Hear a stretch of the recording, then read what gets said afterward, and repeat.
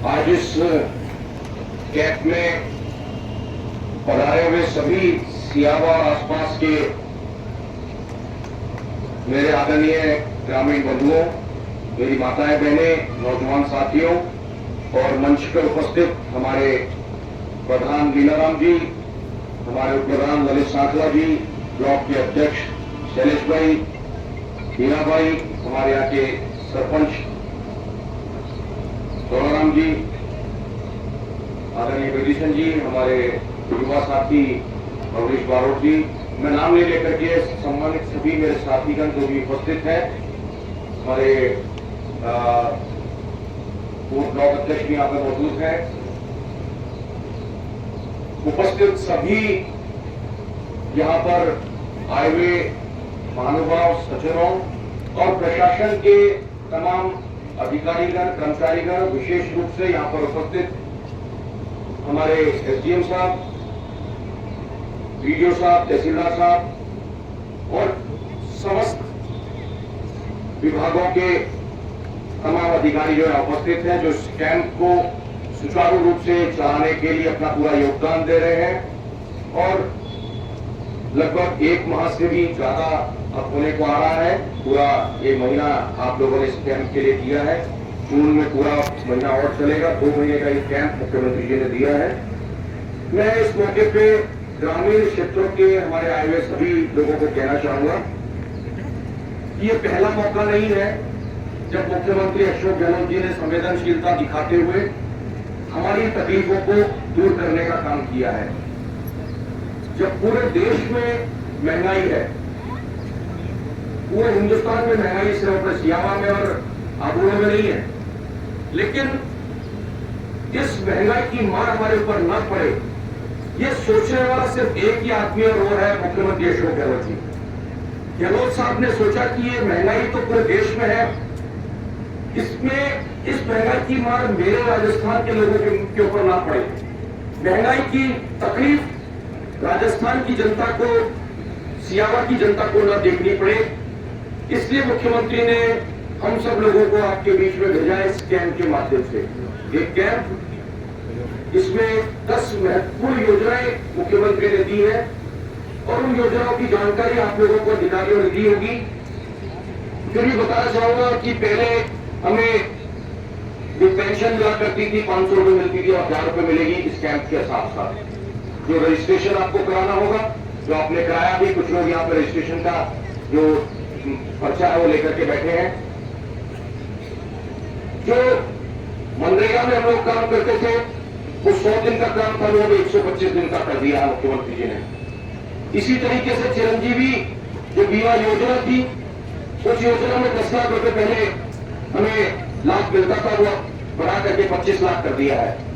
तो मुख्यमंत्री जी चाहते हैं कि किसी तरह की तकलीफ गांव के लोगों को ना हो। हमारी वो बहन यहाँ पे बैठी है, उनके हाथ में चोट लगी, मैं पूछा कि चोट कैसे लगी, कोई झगड़े में कोई चोट लगी, इनको अपनी बकरी बेच करके और 7,000 रुपए का इलाज कराना पड़ा। जब गांव के जो भोले भाले लोग हैं जिनके पास में 2 वक्त की रोटी नहीं है, शाम को चूल्हा कैसे चलेगा इस बारे में सोचना पड़ता है। वो व्यक्ति कैसे 7,000 रुपए लाएगा, कहां से लाएगा, कैसे खर्च करेगा, कैसे होगा? तो वो इलाज आपका मुफ्त में हो, किसी तरह का आपके ऊपर पैसे का दबाव ना आए, आपको तकलीफ ना हो, आपके घर से पैसा ना लगे। मुख्यमंत्री चाहते हैं कि उस तकलीफ में वो आपके अभिभावक के रूप में, अभिभावक क्या होता है? माता पिता। मुख्यमंत्री अशोक गहलोत जी राजस्थान की जनता के माता पिता की तरह आप लोगों के लिए आपको सहयोग देना चाहते हैं। इस कैंप के माध्यम से कहना चाहूंगा मैं आपको, मैं आप लोगों के बीच में आया हूं तो मुख्यमंत्री जी के निर्देश है कि हम लोग कैंप में जाएं। प्रशासनिक अधिकारी अपने स्तर पर जो संभव हो सकता है वो कर रहे हैं, अच्छा कार्य कर रहे हैं। मैं प्रशंसा भी करना चाहूंगा प्रशासन के जो लोग यहाँ पे बैठे हैं सभी लोगों की। छोटी मोटी कमियां अगर है उसको पूरा करने की कोशिश करें। प्रशासन को ये मैं निर्देशित भी करना चाहूंगा कि कमियां न रहे। हमारा लक्ष्य होना चाहिए कि जनता के हित के लिए सरकार प्रतिबद्ध है, तो ये हमारी जवाबदारी बनती है कि हम उस सरकार के सपने को पूरा करने में अपना योगदान दें। जो अधिकारी वर्ग है उनसे आप बेझिझक होकर के पूछिए, कोई काम है या मंच पे बैठे जो हमारे साथीगण है, ये आप लोगों की मदद के लिए है। कोई भी कमी है, कोई भी समस्या है, कोई भी दिक्कत है, सीधा आप बताइए। हम लोग बनती कोशिश ये रहेगी कि उस समस्या का आपको निवारण करके दे। अभी एक मामला आया था यहाँ पे, राशन कार्ड है, नाम है राशन कार्ड में, लेकिन गेहूं नहीं मिल रहा है। मेरी बहन लेकर के आई थी, आप लेके आई थी।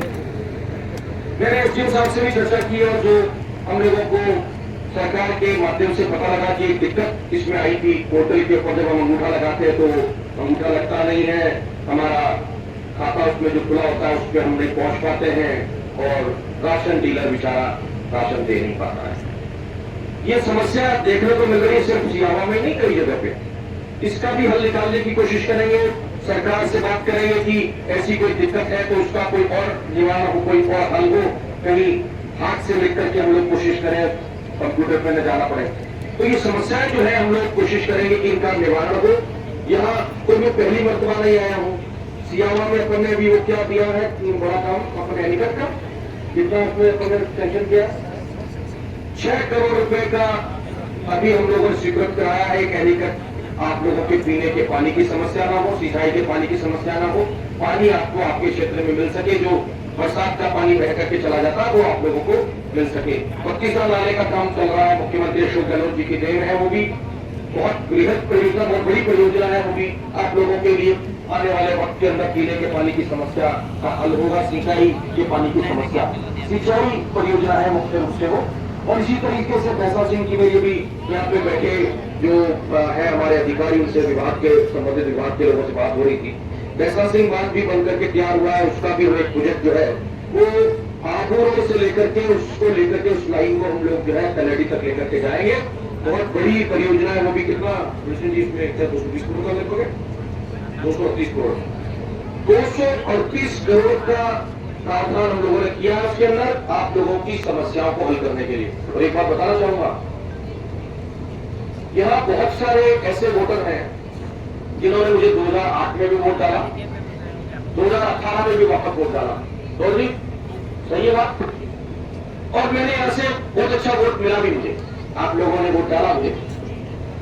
जब मैं 2008 में पहली बार यहाँ आया था तो मैंने पूछा मेरे साथियों से, ये जो बरसात का पानी है पहाड़ से बह के जाता है, ये कहां चला जाता है पानी आगे? हमारे क्षेत्र में ही है कि आगे कहा जाता है? तो लोगों ने कहा गुजरात चला जाता है। मैंने कहा गुजरात पानी राजस्थान का जा रहा है तो उसको रोकना चाहिए, कोई बांध बने, कोई एनीकट बने, पानी का कोई रिजर्वायर बने, उसको रोके हम पानी का जो इस्तेमाल है वो आप लोगों के लिए हो। तो भैंसा सिंह बांध परियोजना के लिए 18 करोड़ 36 लाख रुपए मुख्यमंत्री अशोक गहलोत जी पिछले सरकार में दिए थे, जब 2008 से 13 के बीच में मैंने आपके बीच में चुनाव लड़ा था। हम लोगों के प्रयासों से वो परियोजना आई। जब दूसरी सरकार आई, और मैं ये कोई राजनीतिक मंच नहीं, लेकिन कहने में गुरेज भी नहीं रखूंगा कि जब भारतीय जनता पार्टी की सरकार आई 2013 से 18 के बीच में, वो परियोजना पानी तो भर गया वहां पे। भैंसा सिंह जानते गाँव, भैंसा सिंह गाँव जाओ, और को भी नहीं होता है वह भैंसा सिंह बांध में पानी तो लगा भरियो, लेकिन मैंने इस्तेमाल नहीं कर सकिया। 5 साल में भारतीय जनता पार्टी की सरकार जो थी वन योजना ने रतगिरी पटरी में डाल दी, कोई काम नहीं हुआ। वो लोगों को पानी मिलना चाहिए था, वो पानी नहीं मिला। अब हमने वापस सरकार आने के बाद उस योजना को उठाया है और वो पानी आप लोगों को पहुंचाएंगे। तो मेरा इतना सा कहने का मतलब है, एक डेयरी गांव है, डेयरी है, आप लोग गया है डेयरी है या? मैंने डेयरी विजिट की पहली बार 2008 में चुनाव के दौरान, पहली बार वोट के लिए गया मैं। अब ये इन्होंने कहा कि साहब वो डेयरी तो अपन नीचे आया ना पड़े, छोड़ो नहीं, अपने को जैसे भी जाना पड़ेगा, गिरते पड़ते जाएंगे। रोड सड़क बहुत खराब थी, बहुत खराब सड़क, मतलब वो डेयरी जाने और आने में मेरा बहुत समय खराब हुआ। मैंने कहा समय जरूर खराब हुआ है, चुनाव जीता अगर मैं तो मेरी प्राथमिकता होगी कि डेयरी की सड़क बने। मैं चुनाव हार गया, लेकिन वो डेयरी की सड़क बनवाई है। हारने के बाद भी हम लोगों ने सड़क बनाई है, हारने के बाद भी आप लोगों के बीच में है। हारने के बाद भी आपके दर्द को हम लोग समझ रहे हैं, तो ये जीतने के बाद क्यों नहीं समझ पा रहे हैं, ये सोचने की आवश्यकता है। आप लोगों ने कोई कसर नहीं छोड़ी मुझे जिताने में, कसर रही तो रेतर नहीं है। आप लोगों को तो जिता दिया, आप लोगों ने जिताया, धन्यवाद है आप लोगों को। सुरपगला लाइन में वो किस्सा बहुत जरूरी बताना। सुरपगला गांव आप लोग यही के हो तो सुरपगला सियावा सुरपगला में कोई अंतर है नहीं है। ये लाइट भी चली गई है, पता नहीं क्या हो गया, जरूर जान दो। सुरपगला में ये हाई टेंशन का नाम लेती लाइट चली गई। सुरपगला गांव में आपने देखा होगा कि एक हाई टेंशन के ऊपर से वो बिजली का तार निकल रहा था, बड़ी लाइन का, देखा था आप लोगों ने। तो वहां पे जो घर है उन घरों की छत इतनी ऊपर है कि वो अगर छत पे चढ़ जाए तो हाई टेंशन का जो तार जा रहा है उसको तार को छू भी सकते हो आप, इतना नीचे था। तो कई हादसे होते आए दिन। बूटा सिंह जी हुआ करते थे, कुछ कोई हादसा हो जाए तो इस लाइन को हटाने क्या हुआ अभी तक, जैसा वो इसमें जन सहभागिता के अंदर कुछ पैसा गांव के लोगों को जमा कराना है। मैंने कहा कितना कराना है, 20,000 रुपए। आप ताजुब करेंगे, उस 20,000 के चक्कर में 20 साल से वो तार लटके है और पता नहीं कितनी बीसियों दुर्घटनाएं हो गई होगी। मैंने उसी समय वो एक्सीडेंट को रिटायर हो रहे थे, मैंने कहा रिटायरमेंट से पहले बुला 20,000 रुपए हम लोगों ने कहा मैं दूंगा, गांव से लेने की जरूरत नहीं है। ये तार मुझे आज की तारीख में शाम तक हटके में मिलने चाहिए। तुरंत तार हटे, 20 साल का निपटारा वो 20,000 की वजह से रुका हुआ था। ताजुब करेंगे, ऐसे ऐसे लोग वोट मांगने आते हैं और हम लोग हार के भी कटवाए तार। हम लोगों को, मेरे को मुख्यमंत्री ने आपके बीच में भेजा था चुनाव लड़ने के लिए 2008 में। गहलोत साहब ने कहा कि आपको मेरा क्षेत्र, उस समय पाली से लड़ा था चुनाव, मुझे यहाँ भेजा आपके बीच में, ये कह करके कि ये पिछड़ा हुआ क्षेत्र है, गांव के लोग हैं, आदिवासी क्षेत्र है, आदिवासी जनता है, उनके बीच में जाओ, बहुत पिछड़ापन है, पिछड़ेपन को दूर करने का काम आपका है। तो मेरे को वो शब्द आज भी याद है। मैं चुनाव जीतता तो पता नहीं क्या करते, लेकिन मैंने हारने के बाद भी आप लोगों का ध्यान रखने का काम नहीं छोड़ा। आज भी आप लोगों के बीच में मैं आ रहा हूं और यही सोच है हमारी, जो मुख्यमंत्री की सोच है वही सोच है। गांव की जनता को तकलीफ नहीं होनी चाहिए। मुख्यमंत्री कहते हैं कि हमारा जो गांव का साथी है, हमारी बहनें हैं, वो शाम के टाइम उनके घरों में चूल्हा जलना चाहिए, कोई भूखा न सोए, ये सुनिश्चित करने का काम होना चाहिए। ये हम लोग जो है आपके बीच में करना चाहते हैं। कोई तकलीफ, कोई दुर्गत, किसी तरह की कोई दिक्कत आप लोगों को न आए, ये इस कैंप का हमारा लक्ष्य है। हम लोग चाहते हैं इस कैंप का पूरा लाभ आप लोग उठाएं। एक भी ऐसा गांव नहीं है जहां पे बिजली पहुंचाने का काम नहीं किया है। और आज मैं कहना चाहूंगा कि अगर बिजली की समस्या आपके पास है, पीने के पानी की समस्या जो भी सामने आई है, अगर बिजली और पानी की कोई भी समस्या है, तुरंत अवगत कराओ, तुरंत उस पर एक्शन होगा और तुरंत आप लोगों को बिजली और पानी की व्यवस्था करके हम लोग देंगे। ये हम लोग कहना चाहेंगे, काम कराते रहेंगे। आपसे वोट मांगा उस दिन वोट मांगे, लेकिन आज हमारी जवाबदारी बनती है हम आपका काम करें, आपके दुख दर्द में भागीदार रहें। बहुत बहुत धन्यवाद। जय हिंद।